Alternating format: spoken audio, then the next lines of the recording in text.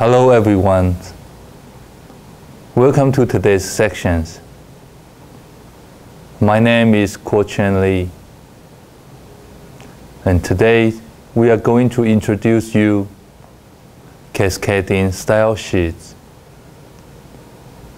which make it easy for you to manage your web pages with style. In today's HTML, text HTML 4.0, for example, most of the displayed abilities of HTML were removed.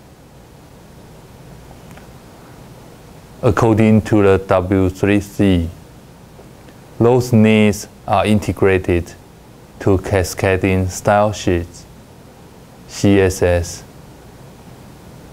to customize all aspects of your web page visuals, from underlying text to positioning items in your pages. That's why we need to learn CSS to manage our website. And here are today's outlines.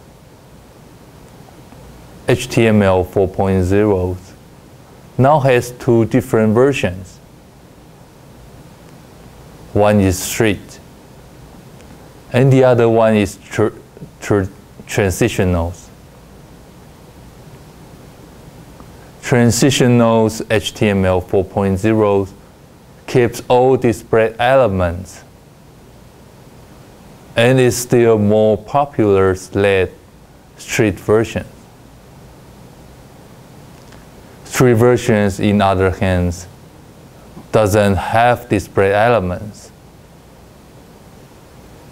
In these sections, we will see what Cascading style sheets can do for us. As we can see, we can do thousands of things with CSS. But you can't do it straight with straight HTML. CSS can set up a particular font and point size for your heading. CSS can place text or images at a specific locations in the page without having to use HTML tables. And after you get the working knowledge of HTML, the next step is to master CSS, which is becoming as important as HTML. And we will first talk about the basic information of CSS, why we call it Cascading style sheets. And we will look at how to use CSS. There are three different ways to put your CSS: embedded, external, and inline styles. We will also show you how to write CSS class and what it is for. Then we will talk about some popular CSS styling, including text, color, margins, alignments, etc. To follow along, we will show you the extra powers of CSS that enables you to write dynamic HTML web pages. Last but not the least, we will show you how to position elements using CSS. In Wiki, Cascading style sheets, CSS, is a style sheet language used for describing the presentation's semantics, the looks and formattings of a document written in the markup language. Its most common applications is to style web pages written in HTML and XHTML. But the language can also be applied to any kind of XML document, including plain XML, SVG, and XUL. CSS is designed primarily to enable the separations of document content written in HTML or a similar markup language from document presentations, including elements such as the layout, colors, and fonts. These separations can improve content accessibility, provide more flexibilities and control in the specification of presentation characteristics, enable multiple pages to share formattings, and reduce complexities and repetitions in the structural contents, such as by allowing for table-based web design. CSS can also allow the same markup language pages to be presented in different styles for different rendering methods, such as on-screen, in-print, by voice, when read out by a speech-based browsers or screen render. It can also be used to allow the web page to display differently depending on the screen size or device on which it is being viewed, while the author of a document typically links that document to a CSS file. Readers can use a different style sheet, perhaps one on their own computer, to override the ones the author has specified. And CSS style sheets are collections of style rules. And each rule is targeted at a particular type of elements, such as the body elements, and so on. The actual styles can be given in query process and consist of style property, setting pairs, and you have 3 ways to integrate CSS styles into your web pages: using embedded style sheets, using external style sheets, and using inline styles. For examples, in our examples in the slides at hello.html, we use an embedded style sheet, which means that it has a style elements in the head sections of the documents. We are specifying that the body elements is to have a blue background and a yellow forehead color. Elements are to display their text in italic, and the link elements are to be white before they are clicked, green when the link has already been visited, and blue when you are clicking the link. Note how this works. The styles are collected into style elements, and apply the rest of the page, you can see the results as shown in the slide. And you can also store style rulers in an external file, usually given in the extension .css. Here's an example that uses the link HTML elements and the rel attributes to connect to an external style sheet named mystyle.css. Check out mystyle.css. Note that we are setting the background color of the page body elements and setting the font used in the page to Arial. Some things you can't do it with normal HTML.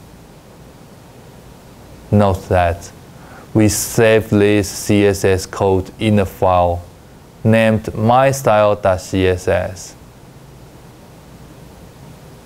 in the same directory as the web page that links to it.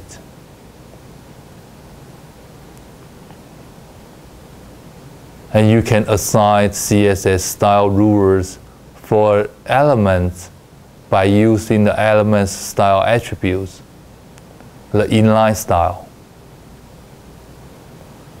Inline CSS style rulers take precedence over internal CSS style sheet rules.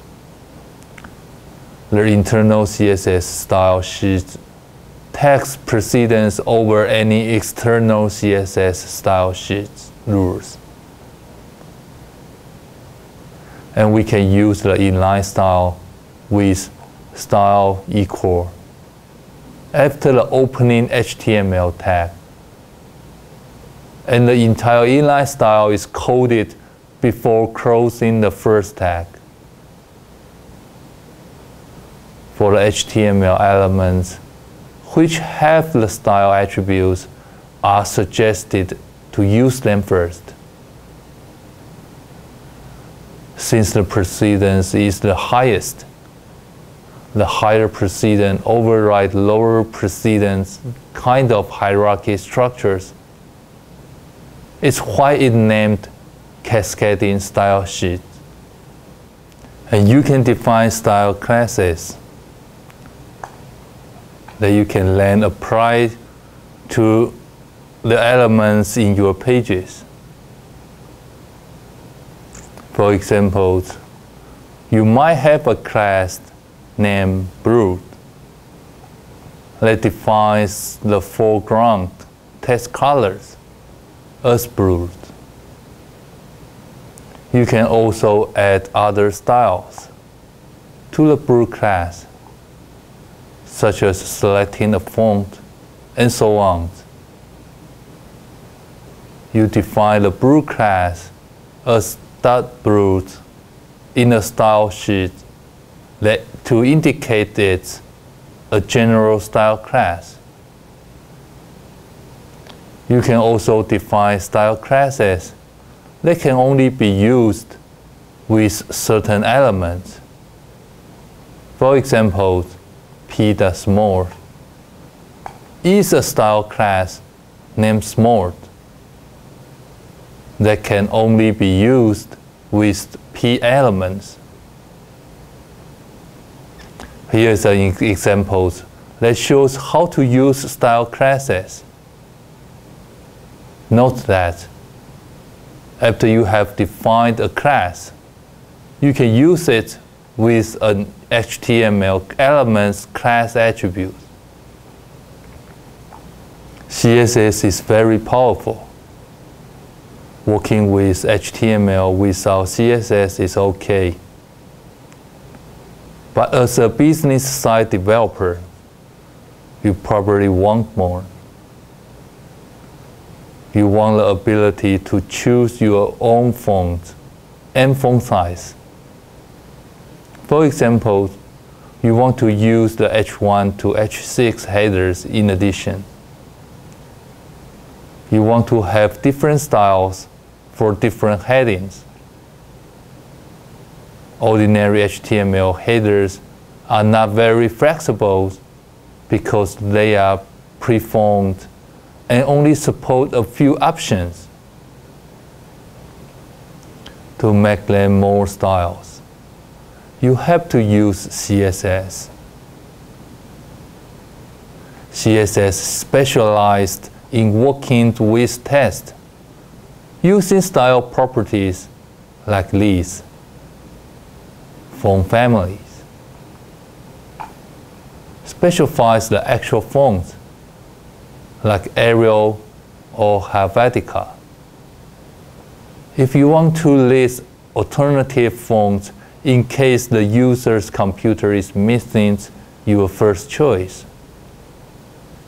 specifies them as a common separated list, like this: font family, Arial, common, Helvetica. Font style specifies as whether the text is being rendered using a normal, italic, or oblique face. Oblique is standard, but the later shapes are not modified as they are in italic. Used with sans serif typeface. Font variant indicates if the text is to be rendered, use the normal letters for lowercase characters, or using small caps for lowercase characters. Font weight refers to the boldness or lightness of the glyph used to render the text relative to other fonts in the same font families. Font stretch indicates the desired amount of horizontal compressions or expansions in the letters used to draw the text. Similar to Kimming. Line height indicates the height given to each line. About vertical compressions or expansions of the text. Font size refers to the size of the font. And styling colors and backgrounds are popular in the web design. CSS provides various color and background styling to choose from. Here are the style properties you can use to specify colors and backgrounds using CSS styling. For example, we can use color to set the foreground color, background color to set the background color, to use image as your background. We can use background image to set the background image, and background repeat to specify if the background image should be tiled.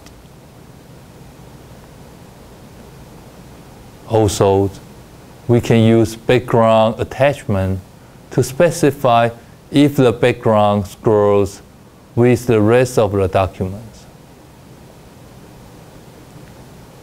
Finally, we can use background positions to set the initial positions of the background. As to the styling margins, indentations, and alignments, CSS also provides various stylings for you to set up the margins and alignments. Here are the CSS properties you use to work with margins, indentations, and alignments. We can use margin left to set the left margins, margin right to set the right margins.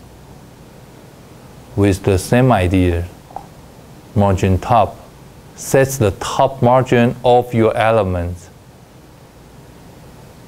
We use text indent to set the indentations of text, and text align to set alignments of text. Although CSS offers you these ways to indent and align text, this is one area where your results will depend heavily on what browsers you are using. And make sure you check out the results in Internet Explorer, Firefox, and others. Indentations and margins always differ by browsers. If you can't get the professionals looking results you want, it's back to HTML tables for positioning. And changing web pages dynamically is a very powerful technique. For example, say your business is a restaurant. They want to display a different menu, breakfast, lunch, or dinner, depending on the time of the day. You would like your website that check the times when the page first loads and creates a menus in an HTML table to match the time using the dynamic HTML document write method, which lets you write web pages interactively. One of the best aspects of CSS is that it lets your web page come alive in a way that straight, static HTML can't do. You already know that you can use styles to change text when the mouse passes over it. As in this example, we show you the dynamic effect of CSS, where the text grows when the mouse rolls over it. If you want to do more complex on the dynamic effect, such as changing the font size, and color, you can use style classes. In fact, handling mouse rollovers, hyperlinks is also a common thing that a business website would like to do. To do that, there's a special style attribute for hyperlink, hover, which is assigned the style you want to use when the mouse is over the hyperlink. For ultimate in dynamic on the file styles, you can toggle whole style sheet on and off. In other words, you can have two style sheets and select which one is active. You do that by setting the style sheet disabled attribute to true or false to disable or enable the style sheet.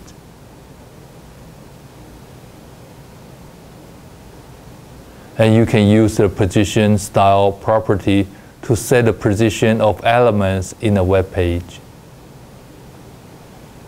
CSS is frequently used for this purpose in business web pages. Here are the properties you usually use when you work with positioning. You can use position to hold values like absolute or relative, and top to set the offset of the top of the element's display area. Also, you can use button to set the offset of the button of the element's display area.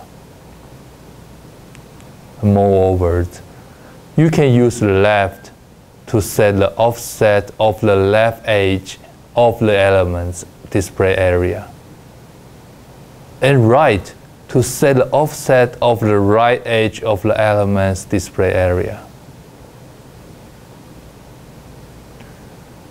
This is an example that shows how to position elements in absolute terms.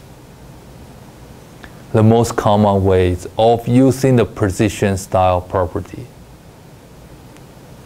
You position elements in absolute terms by assigning the position style properties the value absolute, and then actually positioning the elements with the top and left corresponding to the top left of the element style properties. Here's how that looks in the slide, which positions 3 colored div elements. Note that you can position any type of visual HTML element, such as images. If you want to position blocks of text, enclosing that text in div elements is ideal. In these examples, we are also setting the height and width of each div element using the height and width style properties. Besides absolute positionings, you can also use relative positionings.